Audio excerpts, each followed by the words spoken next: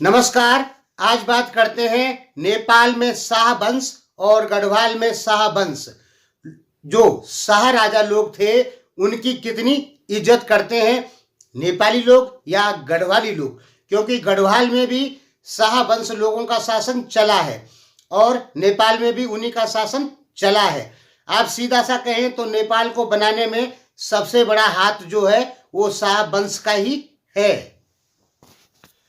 ये बात हम इसलिए कर रहे हैं कि अभी मैं सचेत नेपाली एक पार्टी है नेपाल में और उसको चलाने वाले पुण्य प्रसाद परसाई हैं। तो हमारे बहुत सारे सब्सक्राइबर कह रहे हैं कि पुण्य प्रसाद परसाई मैं सचेत नेपाली पर वीडियो बनाओ और बताओ कि ये पार्टी का क्या काम है। कह सकते हैं कि हमारे ऊपर काफी प्रेशर है। और एक हमारे मित्र हैं देवकोटा, वो तो बार बार लगभग उन्होंने 50 बार कह दिया है कि मैं सचेत नेपाली पर वीडियो बनाइए। तो दोस्तों उनके ऊपर हम अगले भाग में वीडियो बनाएंगे।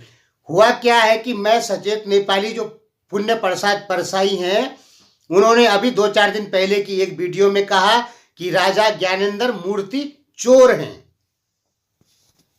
दोस्तों मैं इनका एक चैनल चलता है न्यूज फटाफट, उसको बहुत साल से देखता हूं, 3-4 साल से, 2017 से मैं उसको देख रहा हूं उस चैनल को। तो ये नेपाल में एमसीसी पास करवाना चाहते हैं। भले ही कभी कभी ये एमसीसी का विरोध करते हैं।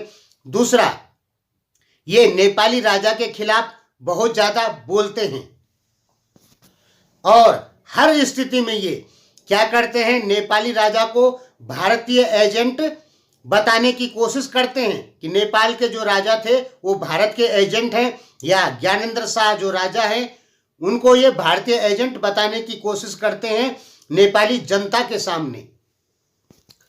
कह सकते हैं कि ये हर स्थिति में नेपाल में राजतंत्र के विरोधी हैं। नेपाल में राजतंत्र के विरोधी लगभग 60-70% लोग हैं, 65% तक आप समझ सकते हैं। 35% लोग ऐसे हैं नेपाल में जो राजतंत्र का समर्थन नेपाल में करते हैं। और आजकल सोशल मीडिया पर देखें तो आपको एक चीज जरूर पता लगेगी कि राजा के समर्थन में दिन प्रतिदिन ज्यादा से ज्यादा लोग आते जा रहे हैं।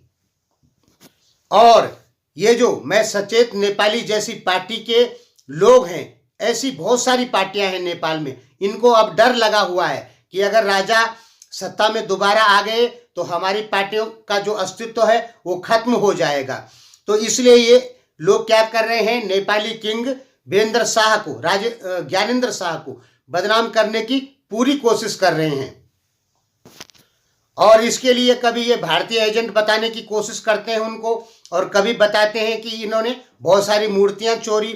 देखिए दोस्तों, यदि शाह वंश नेपाल में नहीं होता तो जो पृथ्वीनारायण शाह या उनके आगे की पीढ़ियों ने जो विशाल नेपाल का निर्माण किया था वो नेपाल का निर्माण नहीं हो पाता और अंग्रेज लोग बहुत सारे भूभागों को कब्जा कर देते जो अभी नेपाल में पड़ते हैं। तो आप समझ सकते हैं कि नेपाल को बनाने में सबसे बड़ा जो हाथ है वो शाह वंश का ही है।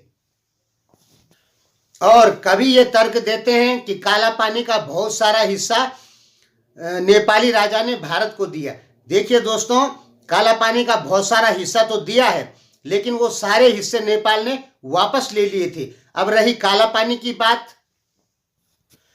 तो काला पानी से भारतीय सेना इसलिए नहीं हटी क्योंकि राजा की मजबूरी थी। कुछ राजा भारतीय सेना को काला पानी से नहीं हटा सकता था, वो था भारत का एक प्रेशर। क्योंकि उस समय भारत और सोवियत संघ जो है मित्र बन गए थे। यानी यदि काला पानी से नेपाली किंग भारतीय सेना को वापस जाने को कहते तो वो सीधी चुनौती होती सोवियत संघ को।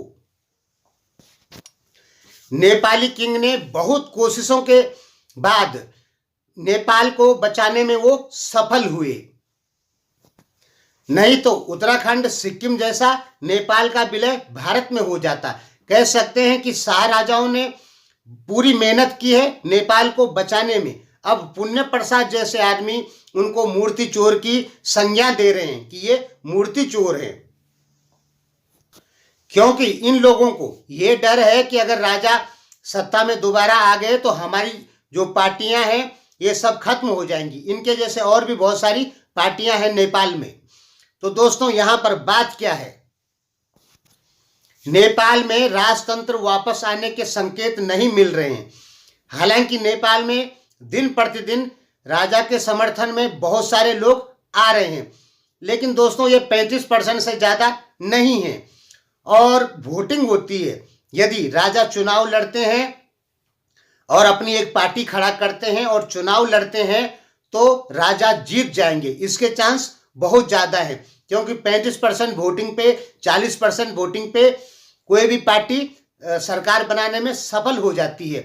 तो राजा यदि चुनाव लड़ते हैं तो वो चुनाव जीत जाएंगे, ये मुझे भी लगता है और नेपाल के बहुत सारे विशेषज्ञों को भी ऐसा ही लगता है, क्योंकि 35-40% वोटिंग राजा के पक्ष में जरूर आएगी और 35-40% वोटिंग में कोई भी दल अपनी सरकार बनाने में सफल हो जाता है। तो कह सकते हैं कि राजा ज्ञानेंद्र यदि अपनी पार्टी खड़ा करते हैं तो वो चुनाव जीत सकते हैं और नेपाल के प्रधानमंत्री बन सकते हैं।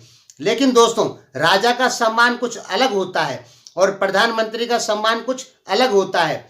नेपाल पर राज करने वाले ज्ञानेंद्र शाह यदि सीट के लिए लड़ाई लड़ेंगे तो उनका अपमान होगा, यानी प्रधानमंत्री का पद उनके लिए बहुत छोटा पद है। फिलहाल नेपाल में राजतंत्र की वापसी के संकेत बिल्कुल नहीं मिल रहे हैं। हालांकि जनता राजा के समर्थन में जरूर जा रही है। अब दोस्तों बात करते हैं कि गढ़वाल में शाह लोगों की इज्जत। देखिए, हमारे यहां भी शाह लोगों ने ही राज किया है और इस समय हमारी जो मेंबर ऑफ पार्लियामेंट है माला राजलक्ष्मी शाह, वो भी नेपाल के शाह खानदान से ही यहाँ गढ़वाल में उनकी शादी हुई है और वो 2 बार मेंबर ऑफ पार्लियामेंट के चुनाव लड़ी है और दोनों बार भारी बहुमतों से उनकी जीत हुई है। तो कह सकते हैं कि जो शाह लोग हैं जिन्होंने गढ़वाल पर राज किया, उन लोगों का सम्मान आज भी बहुत ज़्यादा है गढ़वाल में। और 1949 में जब राजशाही यहाँ से खत्म होती है हमारे यहाँ से, तो उसके बाद शाह लोगों के खिलाफ जनता ने कभी कुछ नहीं बोला।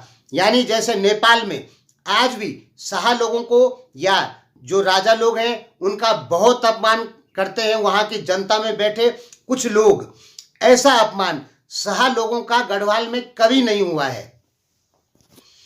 हमने आपको बता दिया कि राजलक्ष्मी शाह जो हैं वो 2 बार मेंबर ऑफ पार्लियामेंट का चुनाव लड़ी और बहुत भारी बहुमत से उनकी जीत हुई।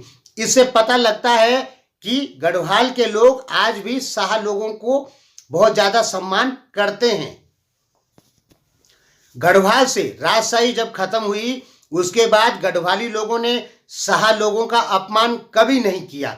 लेकिन नेपाल में 2008 में राजशाही खत्म हो जाती है और 2008 से और अब तक आप सोशल मीडिया या मीडिया में जाएंगे तो आपको हजारों वीडियो ऐसे मिलेंगे जो नेपाल के राजाओं का अपमान करते हैं। पुण्य प्रसाद परसाई जो हैं इनके बारे में हम अगली वीडियो में विस्तार से आपको बताएंगे। लेकिन ये बहुत डरे हुए हैं कि कहीं राजतंत्र नेपाल में वापस ना आ जाए। अगर राजतंत्र वापस आता है तो इनका जो सपना है नेपाल के प्रधानमंत्री बनने का या अपनी पत्नी को बनाने का, आपको शायद पता नहीं है।